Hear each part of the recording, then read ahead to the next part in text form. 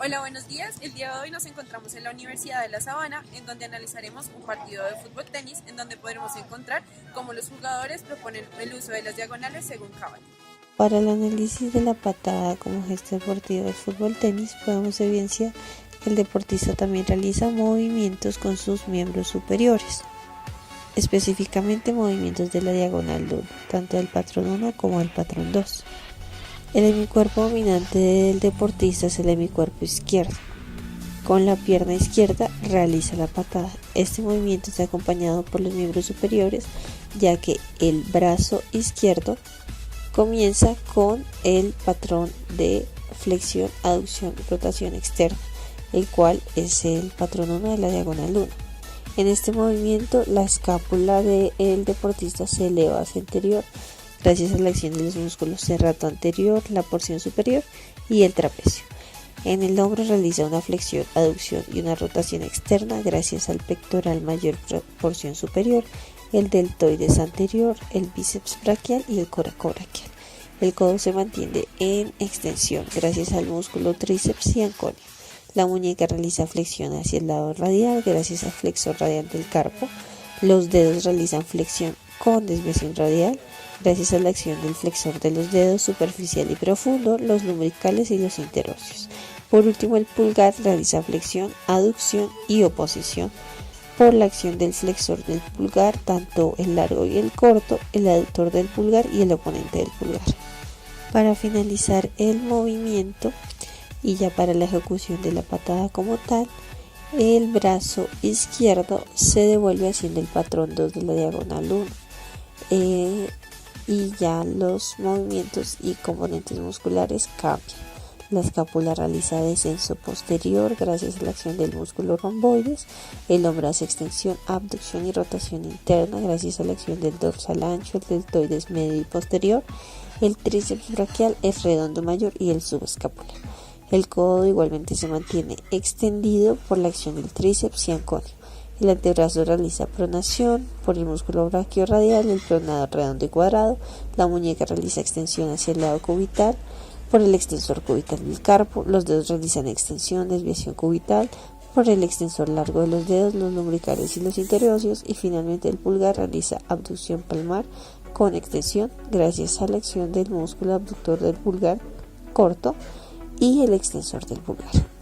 Para completar la rotación de la columna que acompaña la patada de este gesto deportivo, el deportista realiza movimientos con su brazo derecho. También movimientos de la diagonal 1, el patrón 1 y 2. Sin embargo, en este movimiento que arranca como el patrón 1 de la diagonal 1, ya no tiene el codo en extensión, sino que lo tiene en flexión. El patrón de esta diagonal termina con flexión gracias a la acción del braquial anterior y del músculo bíceps braquial. Esto se debe a que el deportista necesita, al devolver su brazo al realizar la extensión, es decir, el patrón 2 de la diagonal 1, necesita hacer una mayor extensión, hacerlo con una mayor fuerza para poder rotar su cuerpo hacia el lado derecho. Para el análisis de la siguiente diagonal, vamos a analizar y evaluar la patada de fútbol tenis. Esta patada se denomina la patada de ataque en fútbol tenis.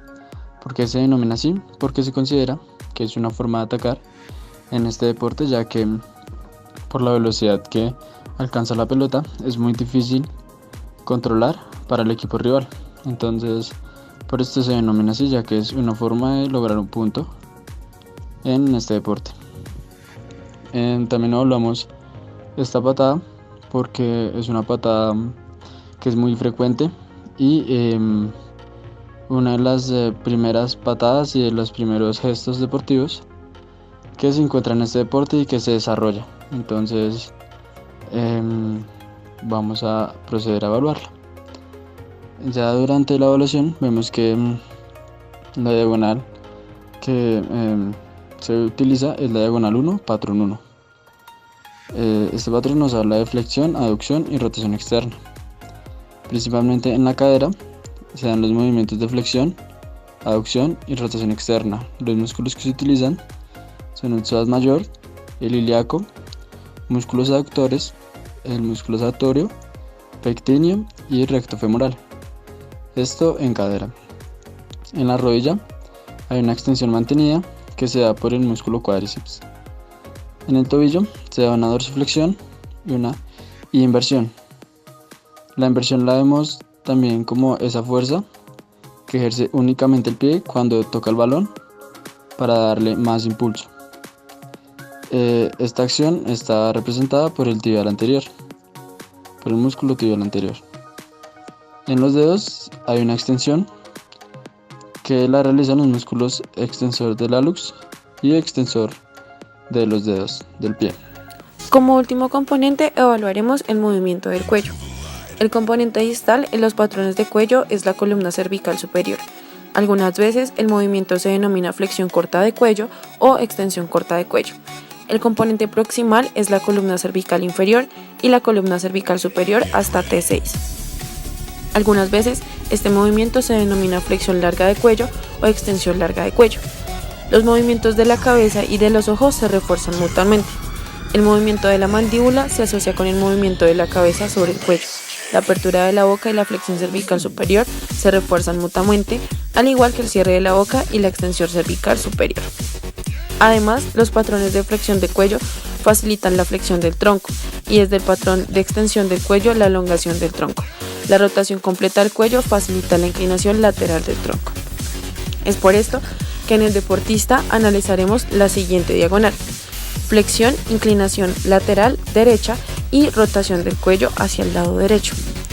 La flexión cervical superior la realiza el largo de la cabeza, el recto anterior de la cabeza, suprayoideos e infrayoideos.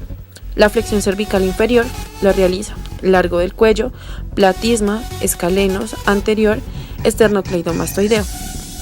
La rotación la realiza de manera contralateral los escalenos y el esternocleidomastoideo, y de manera homolateral el largo de la cabeza y cuello y el recto anterior de la cabeza. Por último, la inclinación lateral hacia el lado derecho la realiza el largo del cuello, escalenos y esternocleidomastoideo.